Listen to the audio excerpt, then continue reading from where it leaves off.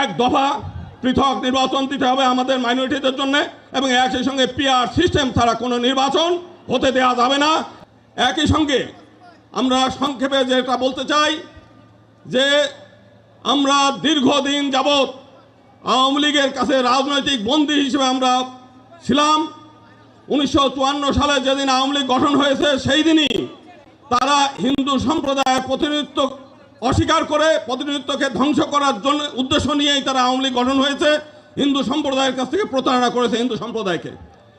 একই সঙ্গে আমরা আরেকটা বৃহৎ দল দেখেছি যারা দীর্ঘদিন এই দেশে শাসন করেছে, তারা হিন্দু সম্প্রদায়কে প্রতারণা করেছে, নেগলেক্ট করেছে এবং ক্ষতিগ্রস্ত করেছে। 2001 সালে আমরা দেখেছি বিএনপি ক্ষমতায় আসার পরে ভোলার চরফ্যাশন শুধু একটা উপজেলায় 200 জন হিন্দু নারীকে ধর্ষণ করেছে, তারা সেটা বিচার করে নাই। এই 2 দিন আগেও জীবনভর তো দালালি করে অভ্যাস, এরকম জায়গায় যায় সম্মান পাওয়ার সাহস কয়টা হিন্দুর আছে দেখেন।